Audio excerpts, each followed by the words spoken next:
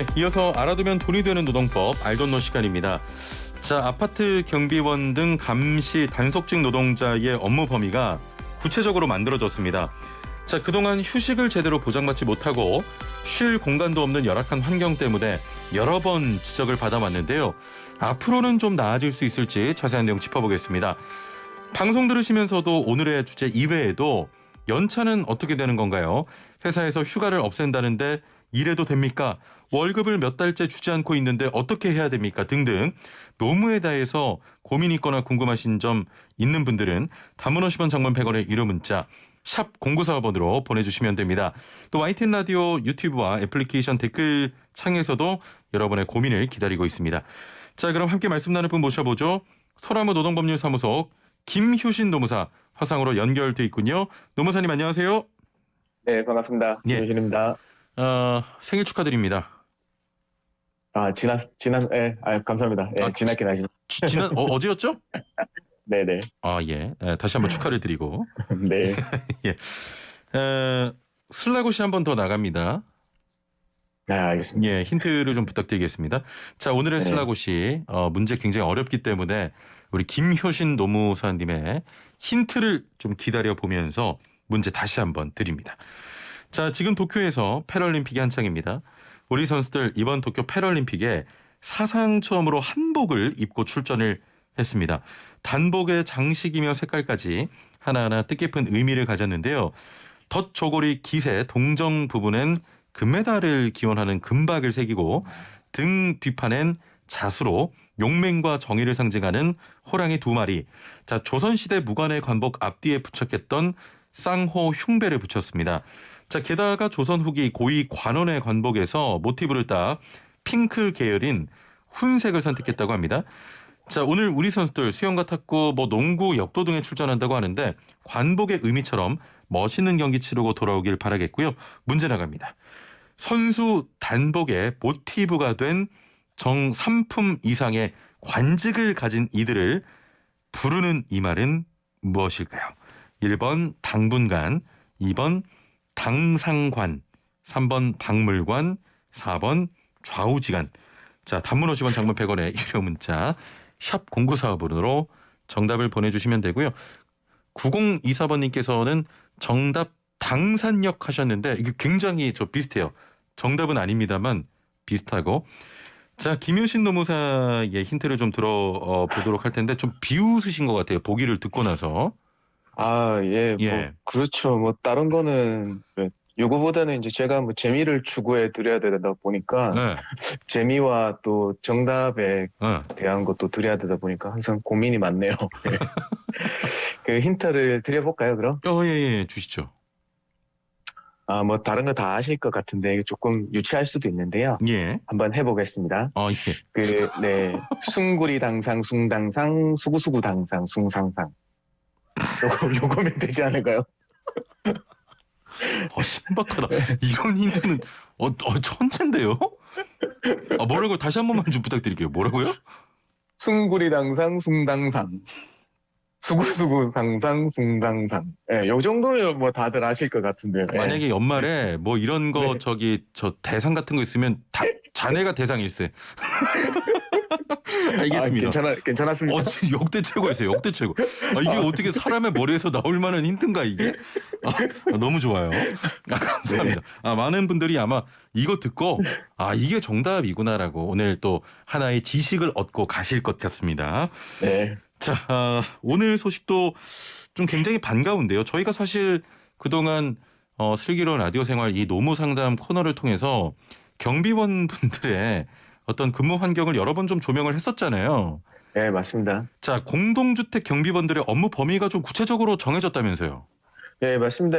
올해 10월 중에 이제 시행될 예정인데요. 작년에 이제 10월 달에 공동주택관리법에서 우리 경비원 분들에 대한 그 경비업법에 대한 그 적용을 제외하는 걸로 이제 규정이 됐고요. 드디어 시행령 개정안에 따르면요, 우리 경비원 분들이 경비 업무 외에 수행할 수 있는 업무들을 크게 4가지로 정했어요. 어떤 거냐면 청소 등 환경 관리하고, 그다음에 재활용 가능 자원의 분리 배출. 어차피 지금 하고 계시는 재활용 수거 정리하시고 하시는 거. 그다음에 요게 조금 더 특이한데 위험 도난 발생 방지 목적을 전제로 한 주차 관리하고 택배 물품 보관 등의 업무는 가능하다라고 아하. 규정이 됐거든요. 조금만 예. 구체적으로 좀 말씀해 주실래요?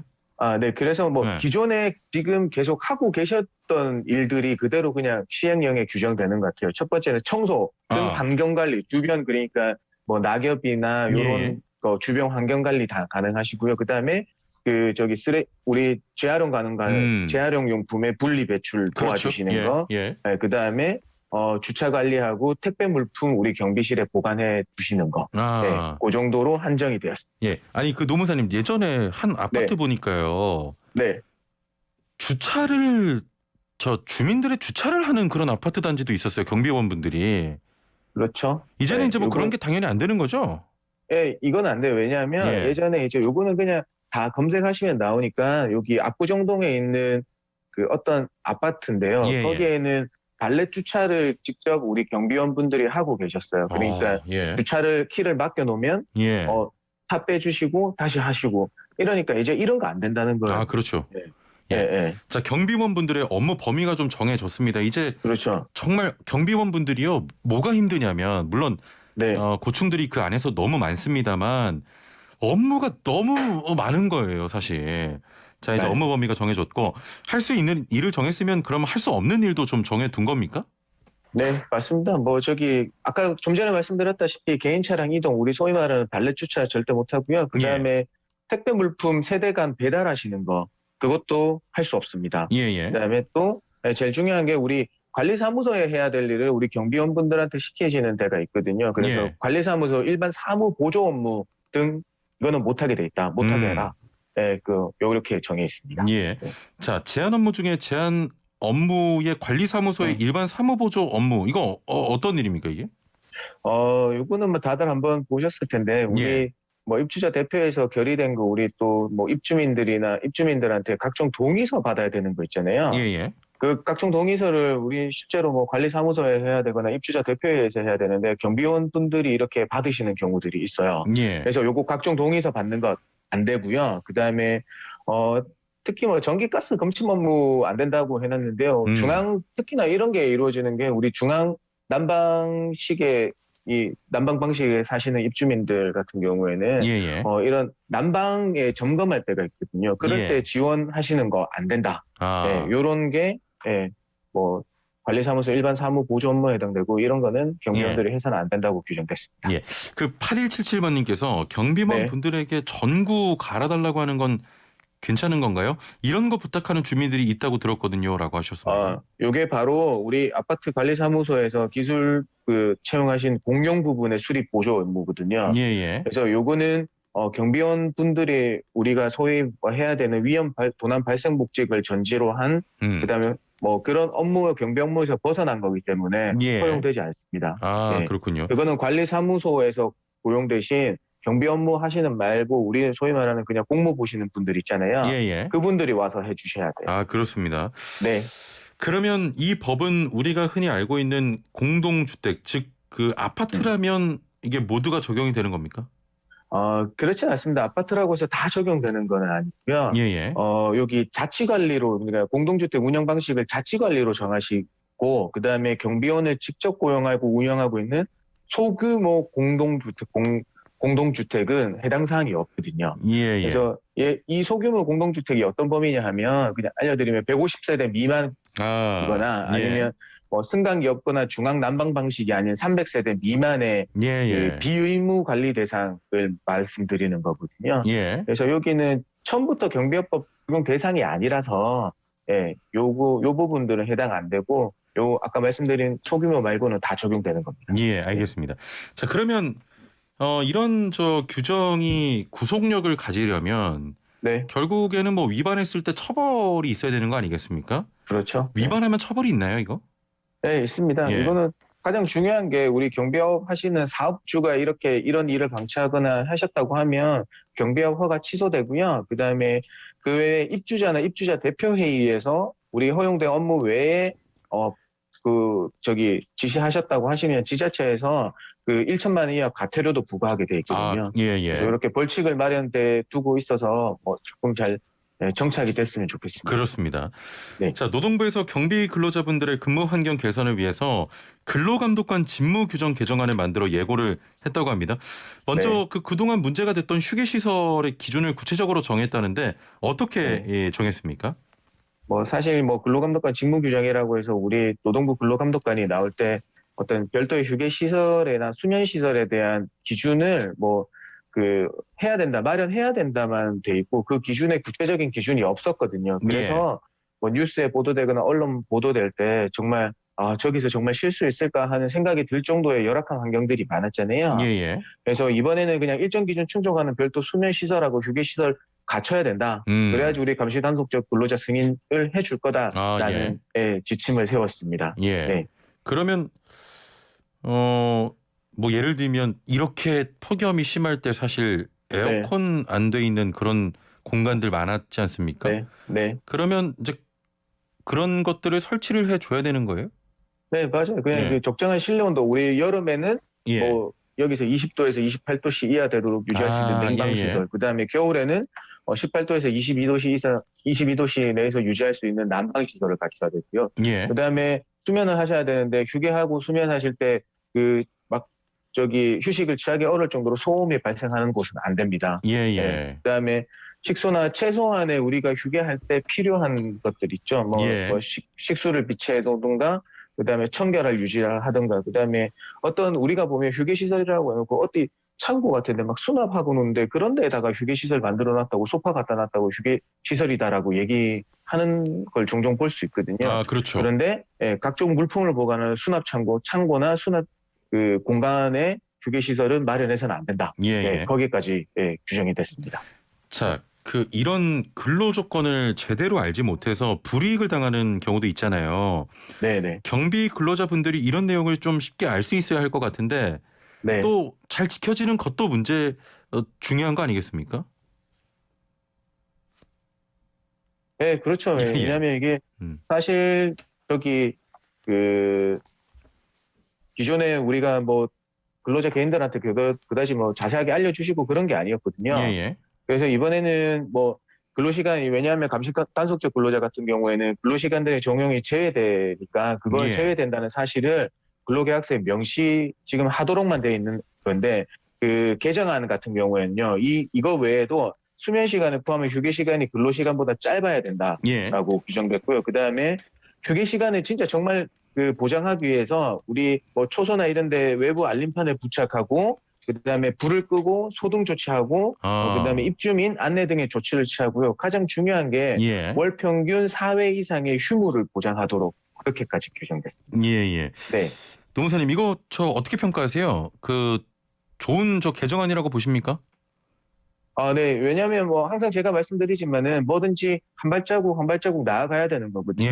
한순간에 한술에 이제 뭐 배부를 수가 없잖아요. 지금 이 정도까지만 하고 근로계약서에 규정하고 본인의 처지가 어떻고 이런 것들이 하면 조금씩 더 나아지지 않을까라고 생각이 듭니다. 그러니까 제가 여쭤본 이유는 그겁니다. 이제 이런 개정안이 이제 현실 사회에서 적용하기 위해서는 많은 인식도 바뀌어야 되고, 맞아요. 물론 고용하시는 분들도 그렇지만 주민들도 바뀌어야 되거든요, 사실. 맞아요. 이게 좀 이런 개정안이 마련됐다고 해도 너무 현실에 적용하는데 오래 걸리지 않을까 이런 우려도 있거든요.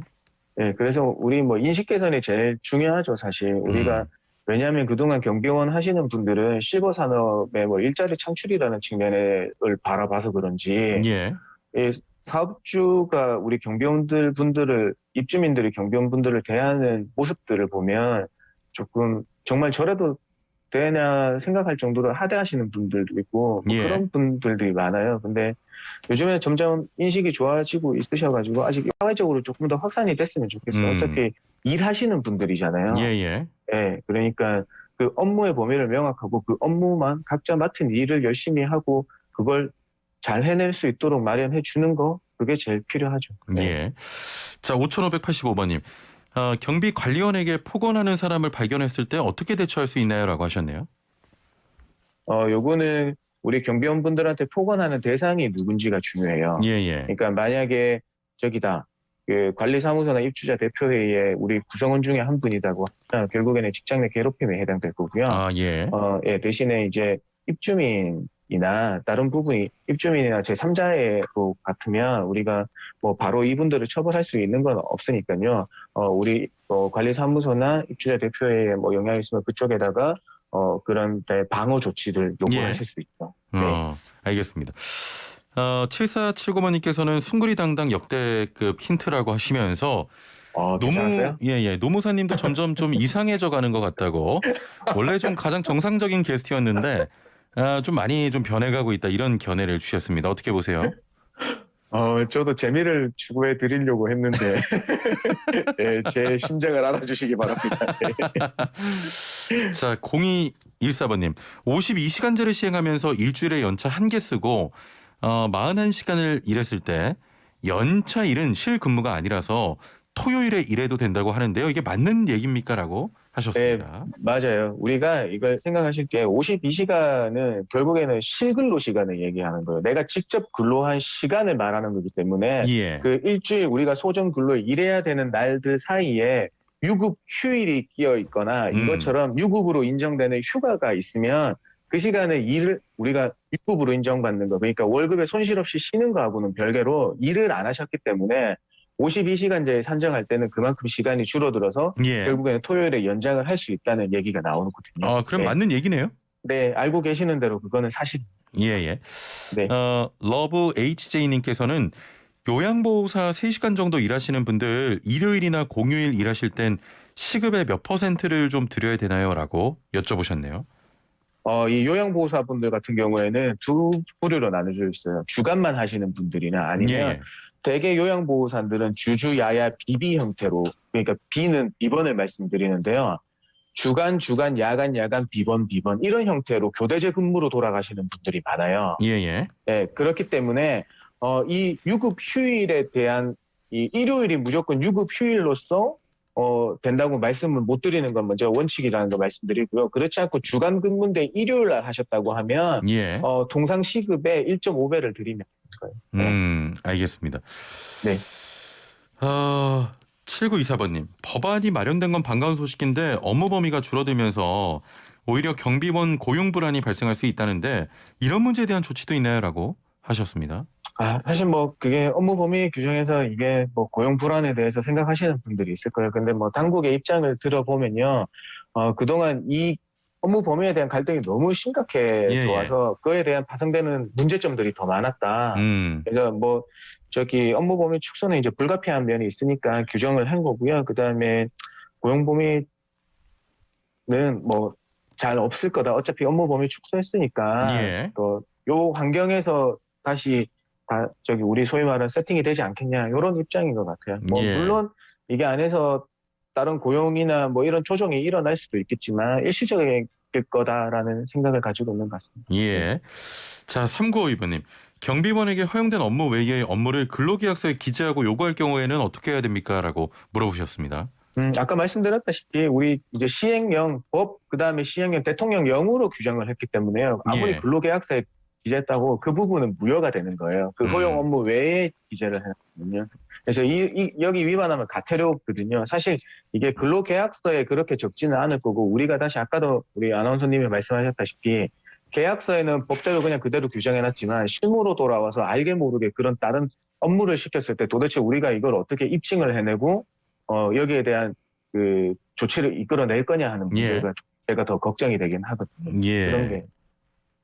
알겠습니다. 9044번님. 예술인 고용보험 적용된다는 얘기 지난번에 해 주셨잖아요.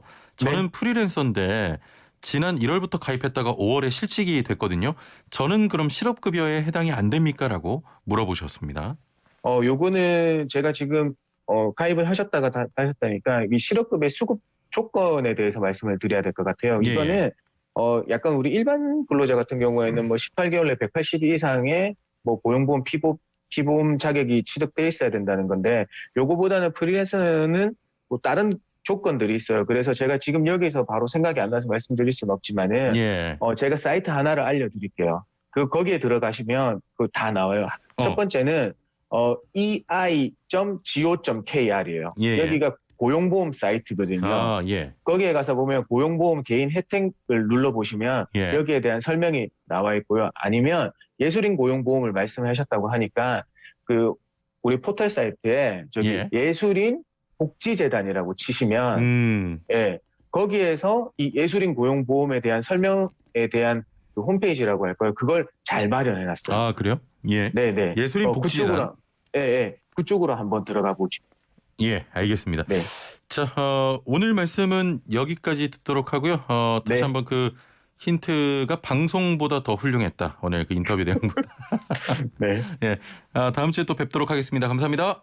네, 고맙습니다. 네, 지금까지 소나무 노동법률사무소 김효신 노무사와 함께했습니다.